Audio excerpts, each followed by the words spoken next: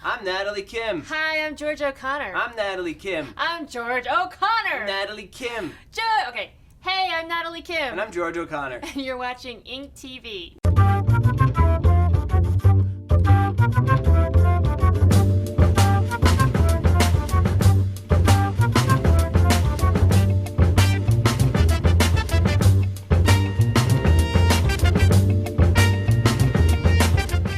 So I gotta say, when you handed me this freaking Bible of It's like a phone book. my ADD YouTube watching like 1 minute limit was like, oh, Jesus freaking Christ!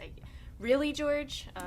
I like my books to weigh at least 3 pounds. The book we're reviewing today is King City by the cartoonist Brandon Graham. It started out from the defunct publisher Tokyo Pop. They went under, all kinds of bankrupt. And then Mr. Graham was able to resuscitate it as an image book. They finished it, and now we have this brick of a book that you see before you right here. Eating hands. Can I ask you, why did you buy this? What made you buy this book? That's an excellent question. I was at my local comic shop, Bergen Street Comics, woohoo, they're great. And it was pretty much the cover.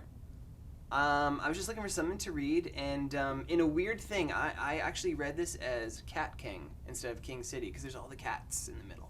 Oh, can we talk about the character? The character is what? No? Yeah. You're looking at me ugly. I can't help that. The character is a guy named Joe, and he has been away from his hometown, King City, for about 2 years. He's been in a camp training to be a cat master. And I guess a cat master is someone who pokes their cat with a syringe with some sort of drug in it, and it allows the cat to become anything that he wants it to be. So if he needs a watch, he pokes the cat and it'll become a watch. A cat master is kind of like being like a super duper ninja or something. It's like people hear you're a cat master, they're like, oh snap, yeah, you are like nigh unstoppable. Yeah. Joe's a bit of a tool. I think we can say that, right? Can we also talk about the setting, because it's not I think yeah. There's a reason it's not called Cat Master. It's called King City, because King City itself is such a character in the book, and he's such.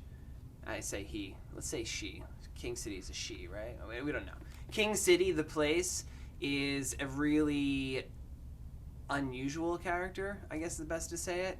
Kind of like every comic book universe you can imagine crammed in on top of each other. A futuristic dystopia with, they have signs that say like killings from 2 to 6 a.m. And there's aliens, there's zombies, there's everything, weird monsters, there's the everything aforementioned cats. Like, he took cocaine and just took every crazy dystopian society and stuck it in this book. But what I love about him is, yes, it's very dark and it, it's kind of like depressing, but he's also he's got light humor in there, and the way he does it is with puns. He has tons of puns. Holy cow! Yes, this book is puntacular. It's puntaculous. He's a big pun. That's what I have to say. But I like that because it's not just like, I'm a dude and I'm writing about this thing and there's boobs and ass and I have to kill someone. It was kind of like a little old lady in there or something. It was just funny. It was a funny thing. And if you like killing and boobs and ass, that is in there. That's in there too. His artwork style, I would describe it as kind of like if manga and like street graffiti had a baby. Like, he's got kind of these influences going in there. Pretty beautiful artwork, I thought. Unlike manga, I feel that it's packed, jam-packed, so it has like an American sensibility in terms of like packing detail. Yeah, you're never going to mistake this for an actual Japanese book. You can see see the influence. Yeah. Joe is pining over a girl named Anna from his past.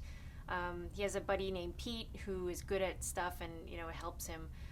The cat is a really cute character, I thought. He's doing like all of this, is it physics or algebra? Cat's always doing strange things. He's the doing cat algebra. is obviously the smartest character in the entire book. He's the smartest character, doesn't say much except meow. But I think he's pretty much the coolest character. Yeah, Pete is like... I actually like almost... Yeah, he was a fun character. Pete kind of looked like Mushmouth from like Fat Albert and the Cosby Kids. He always had like a Mexican wrestler mask on, except for like maybe 2 scenes. At the end. He's Joe's like friend who stayed behind, but he seems to have his stuff more together. He's running with a criminal cabal at some point, and he has to escort this aquatic alien. She's beautiful. A beautiful aquatic alien. Just saying this plot aloud makes me... It's a hard book to describe. There's so many different weird plot lines. I couldn't even tell you what the central plot line of this book is, except for maybe it is just a sampling of King City. There's no way to give a synopsis. There's no way to give a synopsis on Impossible. King City. It's a lot of jam-packed information. I mean, I could go read this like 20 times and still find new things in it, which is... When I first read it, like I was telling you, it seemed really, really dense. But then I liked how the other characters, you know, Joe is kind of like, he has a wall and you don't really know what's going on with him except with Anna. But the other characters have kind of a touching story, and it brings you in a little bit more. And I definitely like the supporting characters more. I do like the supporting characters more too. Yeah, that's a great point. And I will say this is a credit. Like, What? From what you've heard, you probably can already envision what the ending of this book is. It's not. Yeah, and that's he what's definitely cool. bucks the trend of what you would expect. Like, it seems like it's going one direction, and it does not. So I really dig King City. I would love to see more about Brandon, and I really liked the ending, and I really enjoyed the contributions by his friends, and I also liked his letter where he explained like his process, and I really like, can you hand it to me so I don't have to reach over and actually touch you? Ew. Is how he talked about writing comics, and you could steal pens and paper and make the best comics ever sitting on a dumpster. This is the fucking trenches. If I see you cry, I'll knife you myself. And like, this guy went all in. He didn't create something that was like half-baked. This is like all in. It's a whole new reality, and for that I gotta be like, this book, I give it props. You should get this book. May I have the book signed to touch you? I'm looking forward to see future works by Brandon. Totally. It's a great book. I feel like you could see that he has grown so much during the making of it. Because he was this big, and then he was like, Yeah, no, but he starts out as a young man, and he's still a young man. But you know, as he goes along, he's grown as a storyteller, and I'm really anxious to see what his next big project is. yes, we can't wait. That's it. King City. King City. I'm Natalie Kim, I'm George O'Connor. and you're watching InkedTV. Stay Ooh. tuned next week. Thanks for watching.